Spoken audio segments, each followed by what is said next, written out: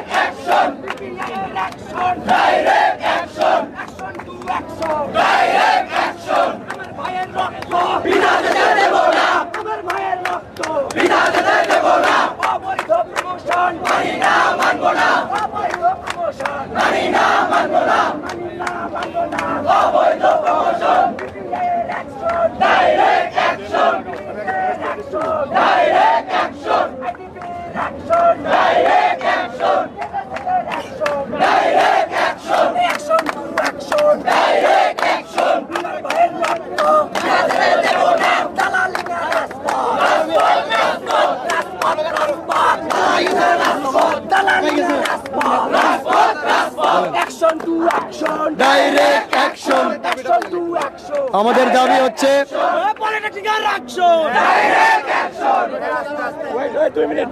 Diploma এবং বিএসসির যে আর কি আন্দোলন সেইটা নিরসনের লক্ষ্যে কমিটি গঠন করা হয়েছে। সেই কমিটি অবৈধভাবে 33% উপসহকারী প্রকৌশল পদে 33% কোটা আর সুপারিশ করেছে এবং আমরা এই সুপারিশকে বাতিল ঘোষণা করবে কর্তৃপক্ষ এবং ওই কমিটিকে বিলুপ্ত ঘোষণা করবে। এই জন্য আমরা আজকে রাজপথে নেমেছি। মূল কথা হচ্ছে একটা মীমাংসিত বিষয় না, কি জন্য আমাদের বারবার এই রাজপথে আন্দোলন করতে হয়? কেন আমরা বারবার আন্দোলন করবো? একটা মীমাংসিত বিষয়, এর দশম গেট আমাদের। যদি বলে কার বাবের, ডিপ্লোমার বাবের, এই দশম গেট এটা আমাদের দশম গেট, অন্য কারণ নয়। এটা আমাদের থাকবে, এটা বলতে হবে। এর জন্য আমাদের দিতে হবে দশম গেট, আমাদের বাবের জন্য দশম গেট। আমরা 1978 সাল থেকে দশম গ্রেড পোস্টে 100% মেধা দিয়ে চাকরি নিচ্ছি, ডিপ্লোমা ইঞ্জিনিয়ার উপসাগরের প্রকৃত পোস্টে। সেখানে বিএসসি ইঞ্জিনিয়াররা তারা চাচ্ছে যে তাদের দশম নবম গ্রেড তাদের সহকারী পোস্ট রেখে আমাদের মতো দশম গ্রেডে এসে তাদের 33% করে বহাল রাখতে। আমরা কেন মানি না, এটা কোনো সম্ভব নয়। এই 33% কখনোই নয়। আমরা এর তীব্র প্রতিবাদ জানিয়ে আজকের এই মিছিল এবং প্রতিবাদ সভা এবং ডিপ্লোমা ইঞ্জিনিয়ারদের তাদের অস্তিত্ব লড়াই লক্ষ্যে আমরা আজকে রাজপথে নেমেছি। আমরা আমাদের অস্তিত্ব লড়াই করে জয় এখান থেকে আমাদের অধিকার আদায় করে নেওয়ার জন্য। ধন্যবাদ।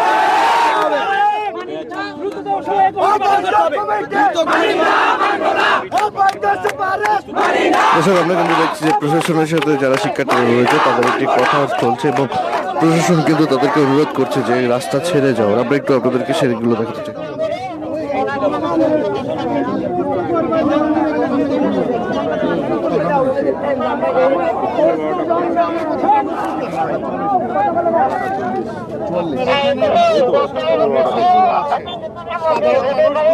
রাস্তায় নেমে গেছে, আমরা হিমশিম খাচ্ছি তাদেরকে বুঝাইতে। মানুষজন ক্ষোভে যাচ্ছে, এখন এই ক্ষেত্রে আসলে আমরা এতগুলো হাজার খানেক মানুষ জমা হচ্ছে, এই পাশে হাজার খানেক আমরা কিন্তু এত মানুষকে ধরে রাখতে পারবো না। ঠিক আছে, এখন এই ক্ষেত্রে ক্ষেত্রে আপনাদের কি চিন্তা ভাবনা আসলে আমাদের পক্ষে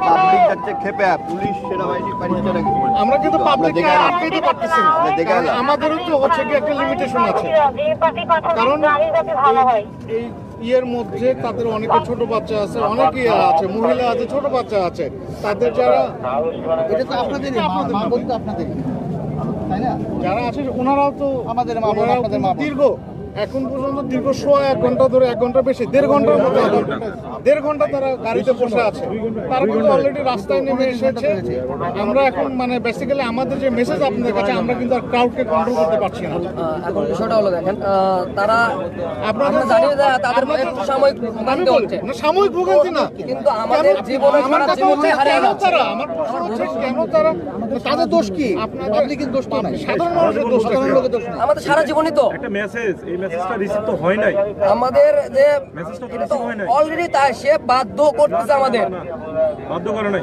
আমাদের কর্মসূচি করেছেন এটা আপনি কেন্দ্র তো জানে করেছেন আমাদের দীর্ঘ 2 ঘন্টা আমাদের ধরে করছেন। সারা জীবন আমরা 35 লক্ষ ডিপ্লোমা প্রকৌশলী ভবিষ্যৎ ঢাকা এটা তো ঢাকা আপনাদের কেন্দ্র ঢাকা যেত আমি বলি আমাদের 35 লক্ষ ডিপ্লোমা প্রকৌশলী যারা বাংলাদেশের 45% আর্থিক উন্নয়ন সহ সার্বিক উন্নয়ন সকল কিছু কাজে ব্যবহার হয় এই ডিপ্লোমা প্রকৌশলী তাদের ভবিষ্যৎ অন্ধকার হয়ে যাচ্ছে আর আপনারা সাময়িক আমি মনে করি যে সাধারণ জনগণের সাময়িক একটু ভোগান্তির শিকার হচ্ছে অসুবিধা হচ্ছে তার জন্য আমি সকলের কাছে ক্ষমা চাচ্ছি আপনাকে বলতে হবে, এই তারা হয়তো 2-1 ঘন্টা রিকোয়েস্ট করেছিলাম আপনাদের তারা হয়তো 2-1 একটা লাইন ছাড়েন অন্তত একটা লাইন ছেড়ে তো তারা আমরা হয়তো 2-1 ঘন্টা হয় বা সর্বোচ্চ 2 ঘন্টা হলো তারা কষ্ট করতেছে কিন্তু এই যে 35 লক্ষ ডিপ্লোমা প্রকৌশলীর ভবিষ্যৎটা অন্ধকার আমার বাবা মা আমার 4 বছর পড়াশোনা করাচ্ছে আমি তার বিনিময়ে তার পরিশ্রম তাদের ঘামের পরিশ্রমের বিনিময়ে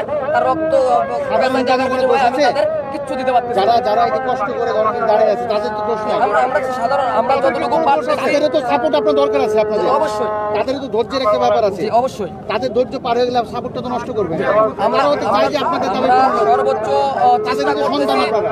তাদেরকে বোঝানোর এবং আমাদের যে সমস্যাগুলো আমরা তো ধরে রাখতে তাদের পারতেছি না তাদেরকে ধরে রাখতে আমরা পারতেছি কি না কারণে এই যে ভোগান্তিটা হচ্ছে এই জিনিসটা আমাদের যে ডিপ্লোমা প্রকৌশলীর যে ভবিষ্যৎ অন্ধকার এই জিনিসটা আমরা যথেষ্ট পরিমাণ তাদেরকে বোঝানোর চেষ্টা করতেছি আমরা ইনশাআল্লাহ আমরা পারবো তাদেরকে বোঝাতে আপনারা যদি সহযোগিতা করেন আমরা সহযোগিতা এতক্ষণ ধরে তো আপনাদেরকে আমরা দীর্ঘ 1.5 ঘন্টা ধরে আপনাদের সহযোগিতা করছি আমরা তো সহযোগিতা করছি। আমরা তো সহযোগিতা করছি তা না কিন্তু দীর্ঘ 1.5 ঘন্টা ধরে রাস্তায় মানুষ নেমে এসেছে এই পাশ থেকে মানুষ নেমে এসেছে আমাদের লিমিটেড ফোর্স দিয়ে আমরা এই মানুষকে আমরা আটকে দেবো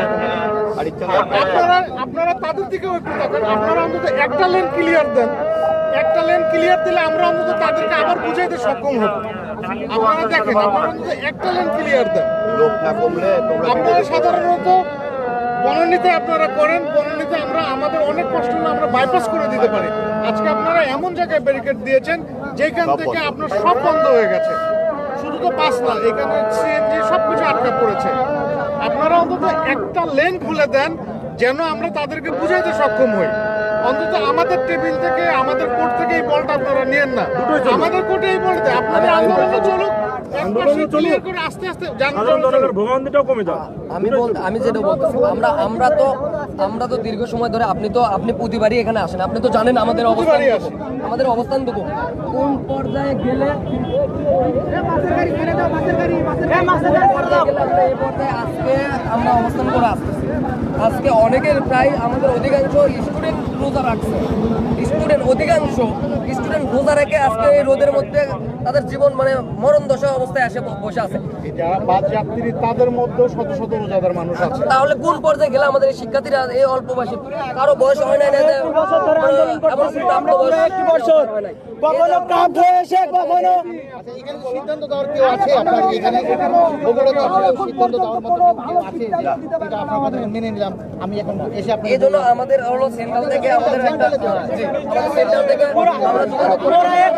ওরা 1 বছর ধরে কফি স্টাফ হচ্ছে আমাদের কখনো কাপ হয়নি ভাইয়া, এক মিনিট। চুপ, চুপ। আমি কথা বলি। আপনার সিদ্ধান্ত বলেছে যে বলবো দুই লেনই বন্ধ করতে হবে। আমাদের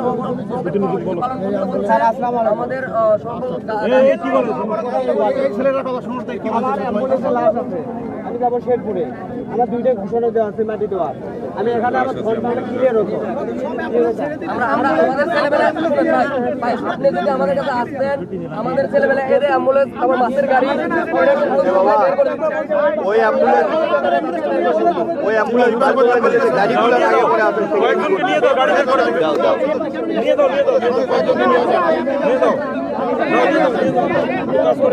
আমাদের ছেলেবেলা যাচ্ছে কিন্তু আমাদের সেন্টার থেকে আমি কথা বলছি। জনগণের কাছে খারাপ হয় না, জনগণকে খেপায় না, আপনাদের সাথে রাখে।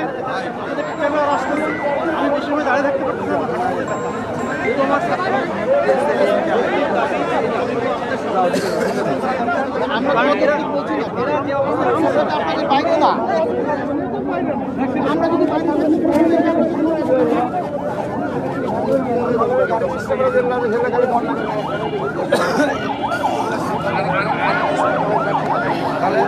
দর্শক, আপনাদেরকে দেখাচ্ছিলাম যে প্রশাসনের পক্ষ থেকে কিন্তু শিক্ষার্থীদের সাথে কথা বলে রাস্তা ছেড়ে দেওয়ার অনুরোধ করা হলেও শিক্ষার্থীরা কিন্তু পুলিশের সেই আহ্বানে সাড়া দিচ্ছেন না, অনুরোধে সাড়া দিচ্ছেন না। সরাসরি এই মুহূর্তে আপনাদের সাথে যুক্ত রয়েছে বগুড়া শহরের বনানী দ্বিতীয় বাইপাস যে সড়কটি রয়েছে, সেই দ্বিতীয় বাইপাস সড়কের একেবারে প্রবেশ পথে, এবং এখানে কিন্তু ব্লক করার ফলে যেমনটি হয়েছে যে পুরো উত্তরবঙ্গের সাথে সড়ক যোগাযোগ বিচ্ছিন্ন হয়েছে বাংলাদেশের, এবং রাস্তার দুধারে কিন্তু অসংখ্য যানবাহন সেগুলো কিন্তু আটকে রয়েছে এই মুহূর্তে। আমরা দেখছি যে সেনাবাহিনীর কিছু সেনা সদস্য সাথে কিন্তু বিজেপির কিছু সদস্য তারা কিন্তু সতর্ক অবস্থানে রয়েছে।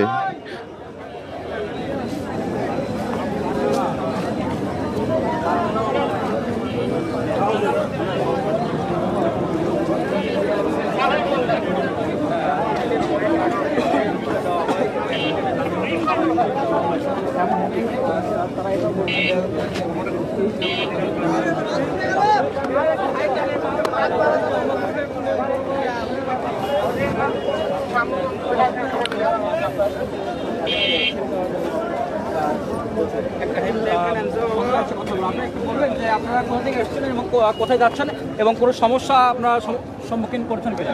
আমরা হচ্ছে হাটু কুমরুল যাব তো অফিসের কাছে, তো জ্যামে পড়ে আছি, যাইতে পারতেছি না। কতক্ষণ হলো জ্যামে পড়ে আছেন? 2-2.5 ঘন্টা হবে। আপনি একটু বলেন যে কোথা থেকে আসছেন, কতক্ষণ ধরে অপেক্ষা করছেন এখানে? আমরা আসতেছি নওগাঁ থেকে, অপেক্ষা করতেছি এখান থেকে 2 থেকে 2.5 ঘন্টা হয়ে গেছে।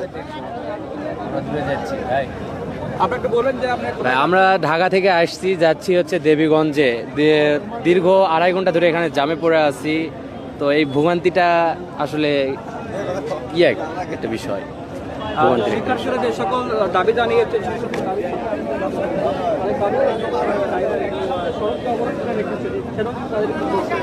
এটা মানে এখন যেটাই বলেন যে একটু কিছু হলেই সবাই এসে রোড ব্লক করে আগে। এখন মানে এই যে আমাদের মতো মোটর শ্রমিকের যারা স্টাফ আছে, গাড়ির স্টাফ যারা আছে, তাদেরকে যে পেরেশানিটার মধ্যে ফেলাইতেছে, এটা কি ঠিক ভাইয়া? একটা প্রশ্ন করতে চাচ্ছি আপনার কাছে যে এই পেরেশানিটা কি ঠিক?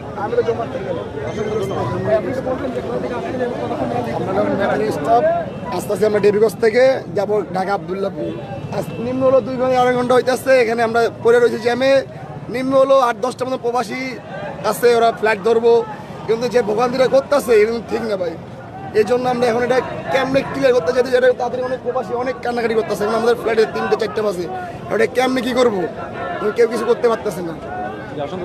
দর্শক, আমরা কিন্তু কথা বলছি সাধারণ মানুষদের সাথে, যারা যাত্রীরা রয়েছেন তারা কিন্তু খুবই ভোগান্তি পাচ্ছেন এমনটাই কিন্তু জানাচ্ছিলেন। এবং আমরা আপনাদেরকে যেমনটি জানাচ্ছিলাম যে সেনা সদস্যর সাথে কিন্তু বিজেপি সদস্য তারা কিন্তু সতর্ক অবস্থানে রয়েছেন, এবং পুলিশের পক্ষ থেকে এডিশনাল এসপি অর্থাৎ অতিরিক্ত পুলিশ সুপার তিনি কিন্তু কিছুক্ষণ আগেই শিক্ষার্থীদের সাথে কথা বললেন এবং কথা বলে তাদেরকে অনুরোধ করেছিলেন যে আসলে সড়কটি ছেড়ে দেওয়ার, 1 লেনের হলেও সড়কটি যেন তারা ছেড়ে দেয়, এমনটি কিন্তু প্রশাসনের পক্ষ থেকে অনুরোধ করা হয়েছিল। তবে প্রশাসনের সাথে তাদের কি কথা হয়েছে, সর্বশেষ কি সিদ্ধান্তে প্রশাসন এসেছে কিংবা ছাত্ররা কি সিদ্ধান্তে এসেছে এমনটি কিন্তু এখন আমরা জানতে পারিনি। আপনাদের সাথে একটু শিক্ষার্থীদের আমরা কথা বলিয়ে জানানোর চেষ্টা করব যে প্রশাসনের সাথে তাদের কি কথা হলো এবং আসলে তারা কি সিদ্ধান্ত এসেছে এবং তারা আরও সড়কে কতক্ষণ অবস্থান করতে চায় এই বিষয়গুলো একটু আপনাদেরকে জানানোর চেষ্টা করতে চাই। প্রশাসনের সাথে আপনাদের কি কথা হলো? প্রশাসনের সাথে আমাদের কথা হলো যে তাদের যে সাধারণ শিক্ষার্থীদের ব্লকেট কর্মসূচির দ্বারা সাধারণ জনগণের যে ভোগান্তির শিকার হচ্ছে তারা এটার জন্য রিকোয়েস্ট করতেছে। আমরা তাদেরকে বোঝানোর চেষ্টা করলাম এবং আমাদের যে 35 লক্ষ ডিপ্লোমা প্রকৌশলীর ভবিষ্যৎ ধ্বংসের মুখে, এক্ষেত্রে আমরা সাধারণ শিক্ষার্থীরা যে ভোগান্তি হচ্ছে মানুষের তাদেরকে গিয়ে তাদের কাছে গিয়ে আমরা বোঝাচ্ছি আমাদের ভবিষ্যৎ অন্ধকার, আমাদের যে দশম গ্রেড হারা যাচ্ছে এই জিনিসগুলো তাদেরকে বোঝানোর পরে সেই সাধারণ মানুষগুলো আমাদের পক্ষে রায় দিচ্ছে এবং তারা আমাদেরকে সমর্থন জানিয়েছেন। এবং যে যানবাহন যে অ্যাম্বুলেন্সগুলো আছে আমরা আমাদের শিক্ষার্থীদের দ্বারা সেই অ্যাম্বুলেন্সগুলো এক সাইড দিয়ে বের করে দিচ্ছি। আপনারা কতক্ষণ অবস্থান করবেন? আমাদের যে সেন্ট্রাল আছে, আমাদের সেন্ট্রাল থেকে একটা নির্দেশনা আসা মাত্রই আমরা এই কর্মসূচি সমাপ্তি ঘোষণা করব।